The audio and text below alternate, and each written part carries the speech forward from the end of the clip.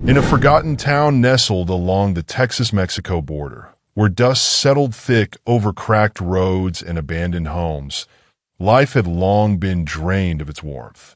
Once a peaceful place filled with laughter and community, it had become a ghost of itself, a town ruled by fear, where doors stayed locked and voices were kept to whispers. For Emma Carter, a 12-year-old girl with wide, searching eyes, this desolation was all she had ever known. She had grown up watching the slow unraveling of her home, the weight of fear pressing down on her like an invisible shroud. But the worst of it came the night her father was taken from her. John Carter had been a truck driver, known throughout the town for his honesty. He never bent to corruption, never took a bribe. And for that, he paid the ultimate price. "Emma, don't look." Her mother's voice had been soft, trembling with the kind of fear that etches itself into a person's bones. But Emma had looked. Through the crack in their window, she saw him, the man who had always carried her on his shoulders, who smelled of sawdust and leather, lying still in the middle of the street. A dark pool slowly spread beneath him, reflecting the flickering street light above. She hadn't screamed. She hadn't cried. Because in this town, silence was survival. Keep your head down. Don't ask questions. Don't make them notice you. That's what everyone said. But how could she live like that? How could she grow up in a place where fear suffocated every breath, where children had no future beyond the walls of their crumbling homes? One evening, as the kerosene lamp flickered weakly beside her, Emma sat at the old wooden table, gripping a pencil with shaking hands. Her heart pounded as she wrote, "Dear Mr. Trump, if you're reading this, please help us. This town is dying. The adults are too scared to fight back, and we, the children, have nothing. I don't know if this letter will ever reach you, but if no one speaks, nothing will ever change." The words poured from her soul, each stroke of the pencil carrying the weight of desperation, of dreams slipping through her fingers like grains of sand. She folded the letter carefully, pressing it to her chest for a long moment before tucking it into the pocket of her worn-out jacket. The next morning, she set out with a singular purpose. This letter had to leave this town, had to reach someone who still believed that change was possible. At the bus stop, she found Mike Henderson, the only driver who still dared to pass through their town. His grizzled face softened when he saw her, but his eyes darkened with concern as she handed him the envelope. "Are you sure, kid?" he asked, voice low, glancing over his shoulder as if expecting someone to be watching. "Sending this, it's like gambling with your life." Emma met his gaze, her small hands tightening into fists. "I don't have a choice." For a long moment, he studied her. This girl who had no power, no voice, yet carried the kind of courage men twice her age had long since abandoned. Finally, with a slow nod, he took the letter and tucked it into his jacket. The bus rumbled to life, kicking up dust as it pulled away, carrying with it Emma's last shred of hope. She stood there long after it had disappeared down the road, the wind tugging at her sleeves, whispering the question she dared not ask out loud. Will anyone listen? The bus rumbled down the dusty Texas highway, its worn tires kicking up clouds of dirt that hung in the air like the lingering ghosts of the town Emma had left behind. Inside, Mike Henderson sat behind the wheel, the weight of the letter in his pocket heavier than any load he'd ever carried. His knuckles tightened around the steering wheel, his mind replaying Emma's determined eyes and the tremor in her small voice. "That girl's got more guts than the whole damn town combined," he muttered under his breath. But guts weren't always enough. Mike had seen what happened to people who stood up in places like that. Still, as he crossed county lines, he found himself glancing at the envelope again and again, as if the words inside could leap out and demand attention. By the time he reached El Paso, Mike made a decision. Instead of dropping the letter in some anonymous mailbox where it might get lost among junk and forgotten bills, he handed it directly to Sarah Jenkins, a postal worker he'd known for years. "Sarah, I need you to get this into the right hands," he said, his voice low, almost conspiratorial. Sarah raised an eyebrow. "What is it, Mike? You look like you've seen a ghost." "It's from a kid in that town." His eyes darkened. "Just read it. You'll understand." Curiosity piqued. Sarah waited until her shift ended before opening the envelope. The moment she saw the shaky handwriting, something inside her tightened. As she read, her hands trembled, the words burrowing deep into her heart. It wasn't just a plea for help. It was a scream from the soul of a child trapped in a nightmare. Sarah didn't hesitate. She forwarded the letter to her cousin, Tom Reynolds, a seasoned journalist in San Antonio, known for exposing the dark corners of society that others preferred to ignore. Tom had spent decades chasing stories, but when he unfolded Emma's letter at his cluttered desk, something shifted. "A kid wrote this," he whispered, running his fingers over the fragile paper.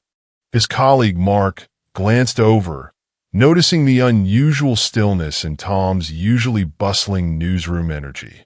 "What's got you so quiet, old man?" Mark teased lightly.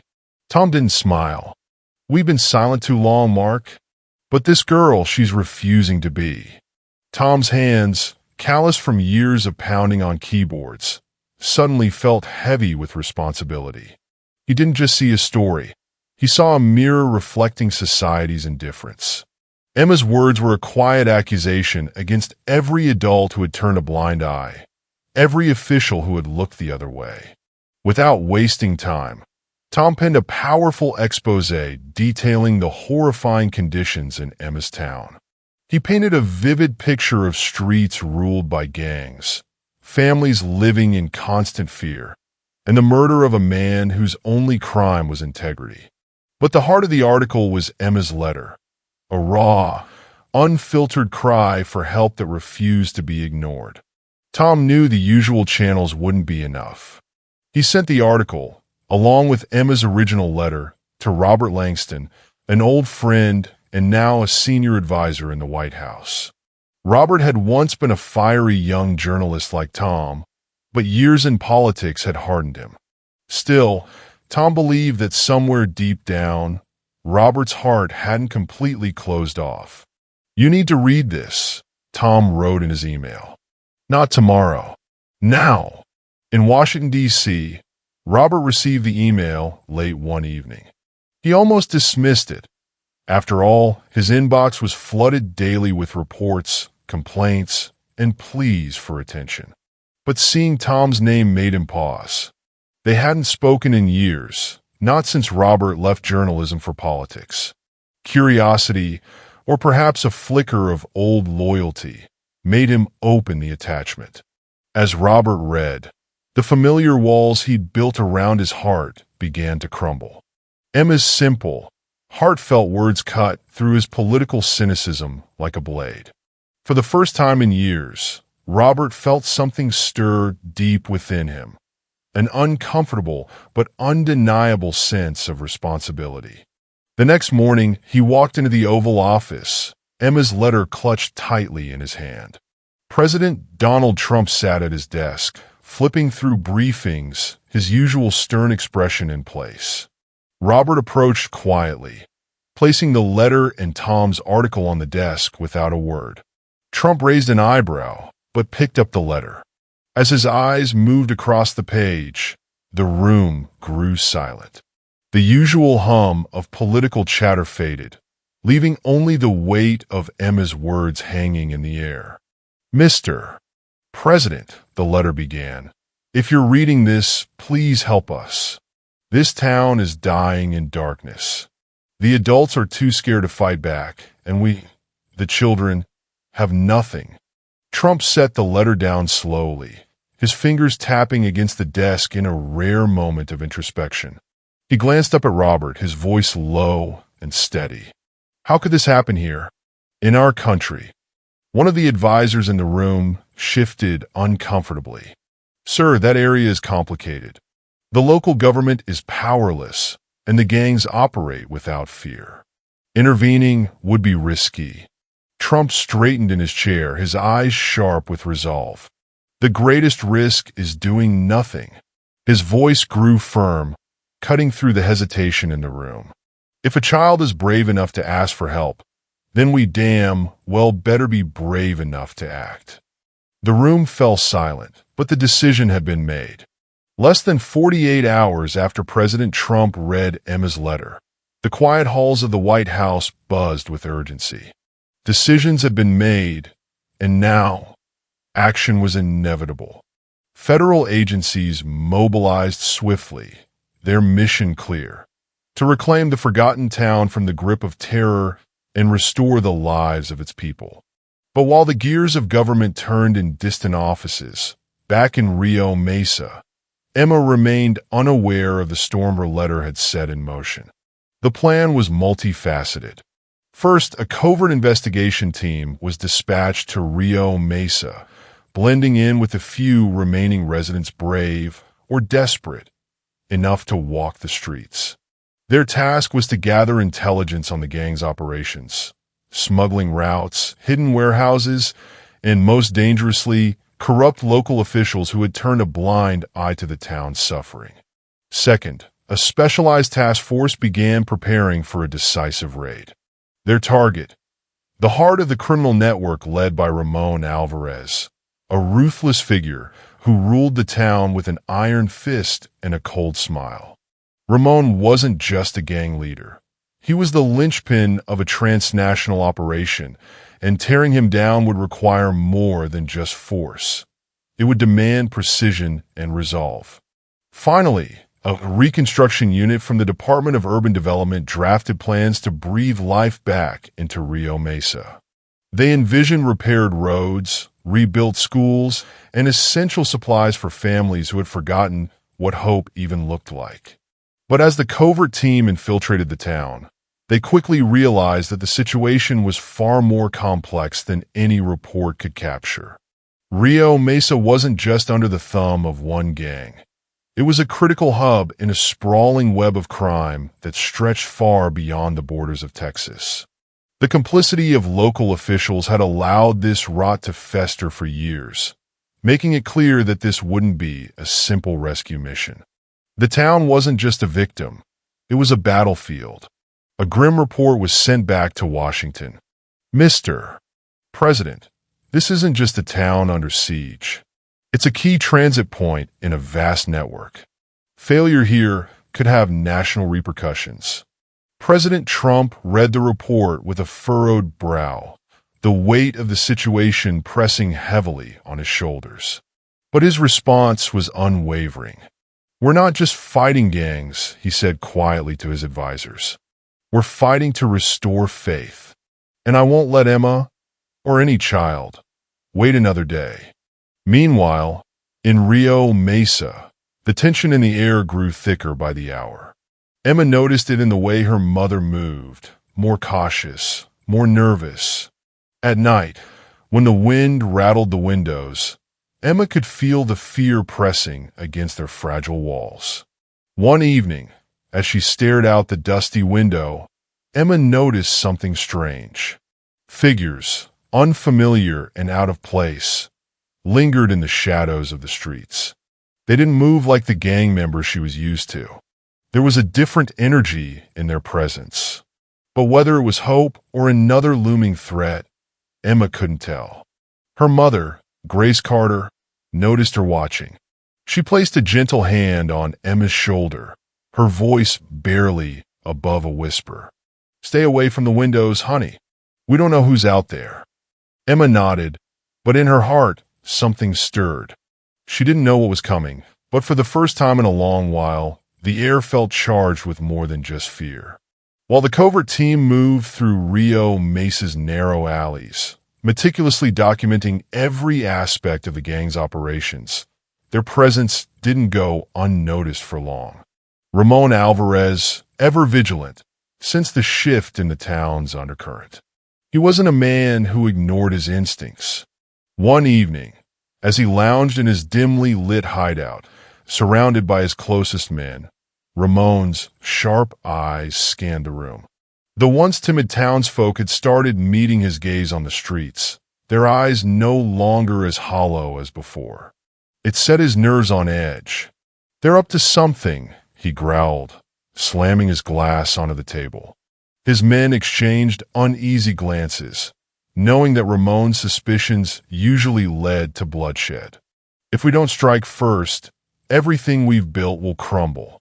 Ramon wasted no time. He issued a chilling command: abduct several townsfolk to send a brutal message. "Let them know," he sneered, "helping outsiders means death."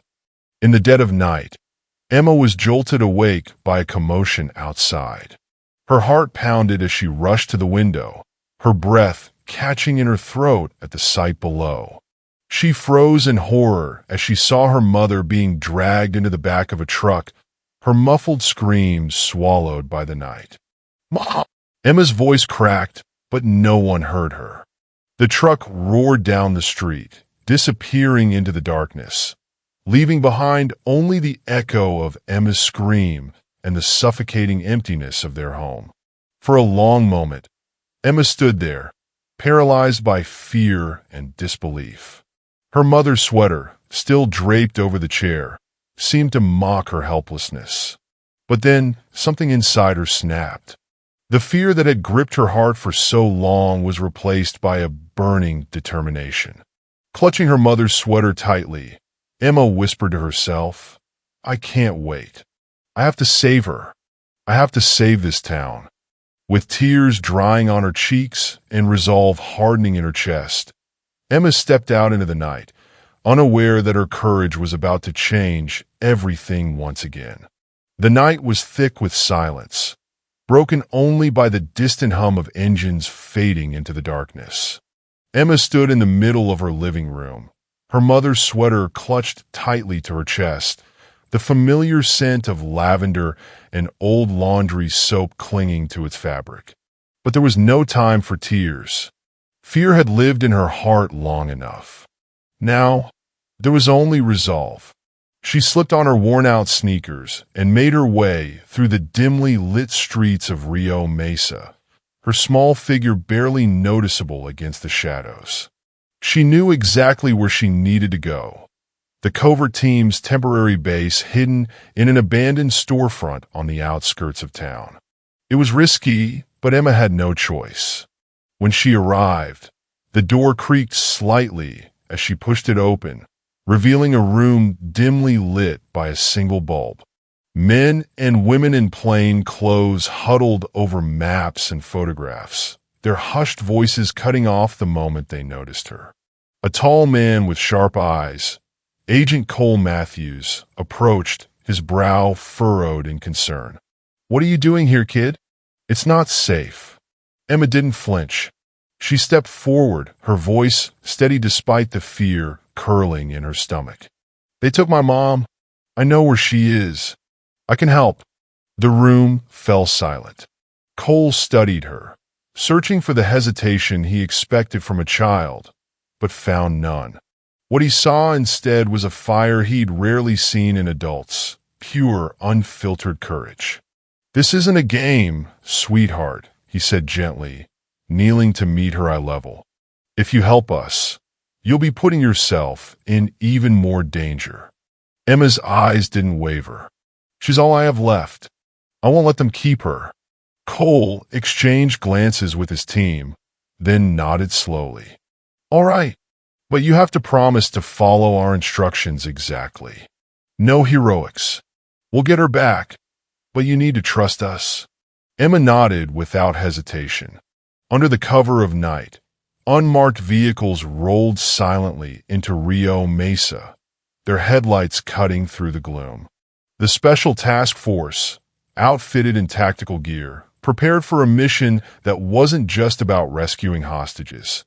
It was about dismantling Ramon Alvarez's entire criminal empire. Inside his fortified hideout, Ramon lounged confidently, a glass of whiskey in his hand, surrounded by his most loyal men. The very walls of his stronghold seemed to hum with his arrogance. He believed no one would dare challenge his reign. But he was wrong. The task force surrounded every possible escape route. Emma, guided by memories of her father's deliveries, had helped the operatives identify hidden paths and secret exits. Her knowledge proved invaluable.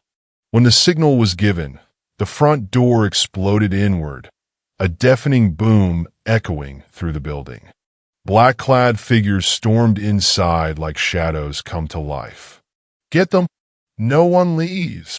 Ramon roared, overturning his table as gunfire erupted.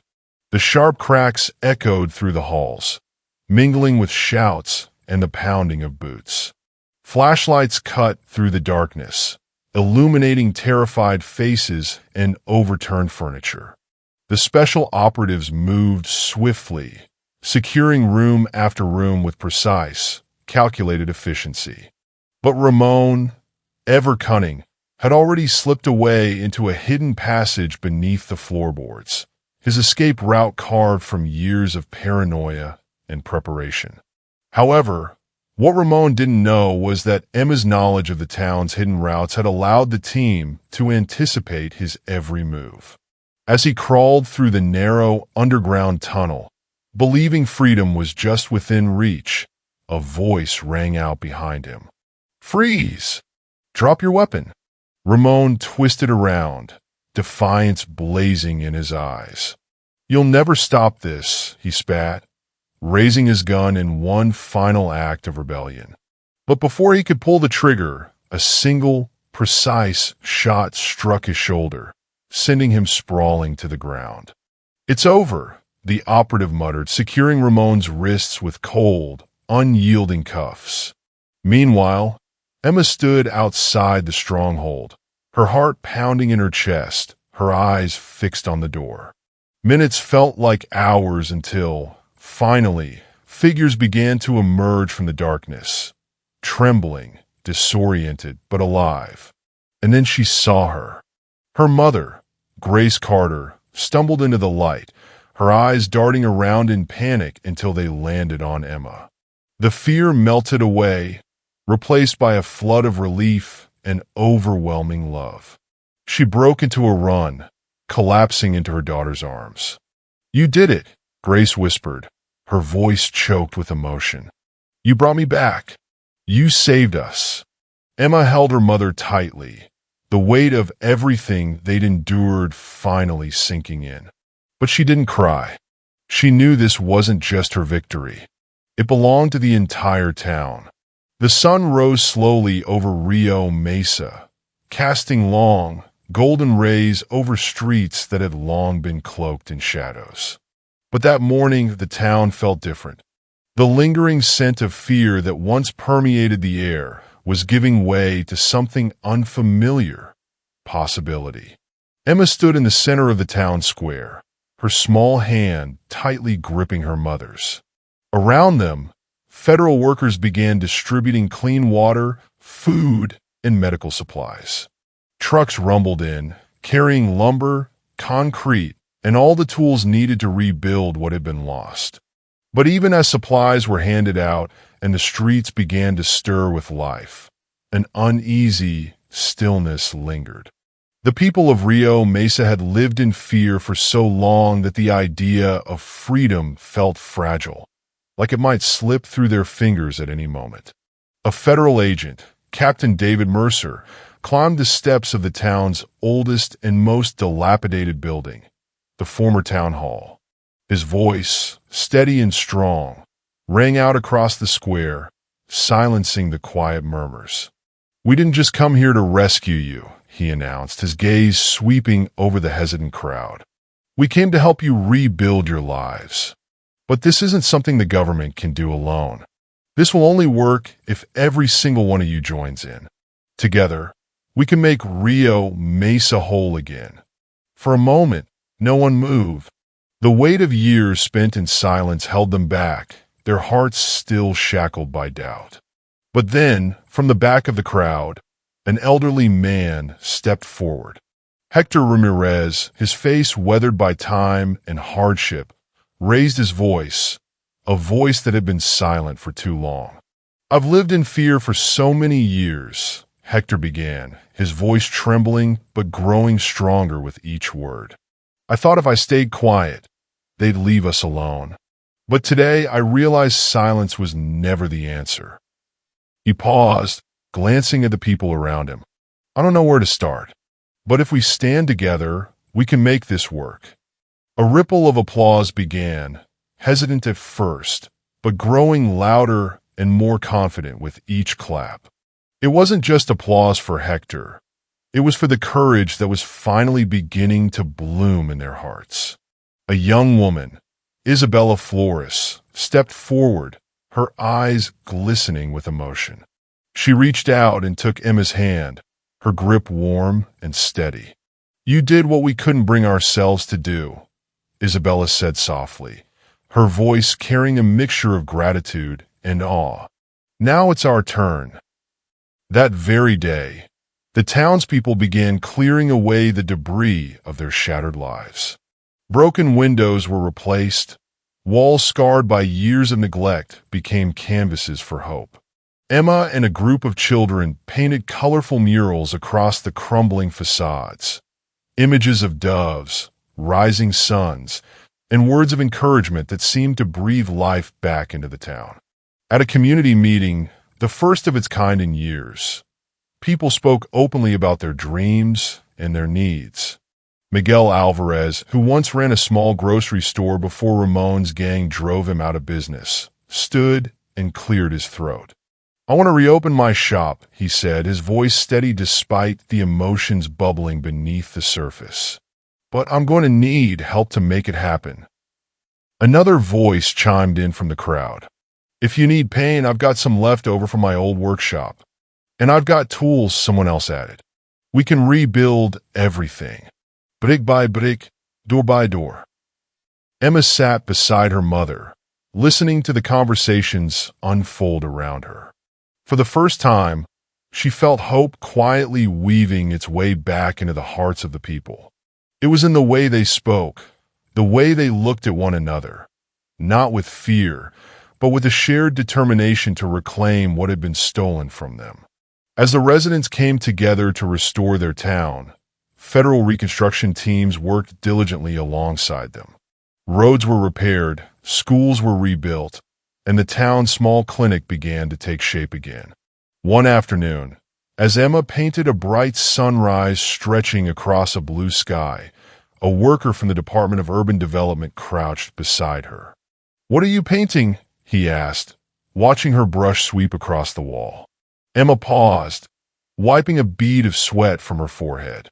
"I'm painting our future," she said simply, "a day when we don't have to be afraid anymore." The man nodded, a soft smile crossing his face. "You're absolutely right. But to make that happen, we all need each other, don't we?" Emma grinned, dipping her brush back into the paint. "I can't do it alone. But if everyone works together, everything can change." Within weeks, Rio Mesa began to transform. Shops reopened their doors, schools prepared to welcome students, and the streets that had once echoed with gunfire now rang with the laughter of children playing. The community center, once a crumbling building of forgotten memories, was repaired and transformed into a gathering place for celebrations and meetings. Above its entrance, the townspeople erected a sign with bold, hopeful letters, "Together we rise." Emma stood beside her mother, gazing up at the sign, her heart swelling with pride. An elderly woman approached them, gently taking Emma's hand in her weathered fingers. "We used to think we were powerless," the woman whispered, her voice thick with emotion. "But you reminded us that even in the darkest times, we can still find the light." Grace knelt down and embraced her daughter tightly, her voice trembling. "You've done more than I ever dared to dream, Emma. You didn't just save me, you saved this whole town."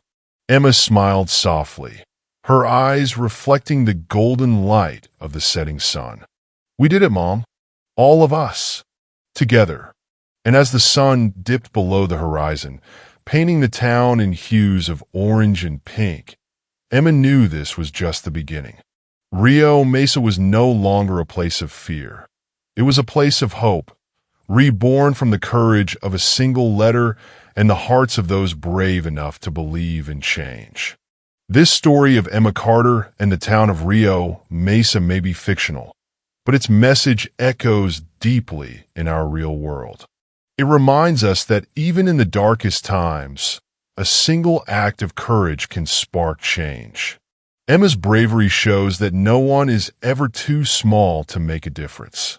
When fear silences a community, it often takes one voice, a child's plea, a neighbor's stand, a leader's decision, to reignite hope and inspire action.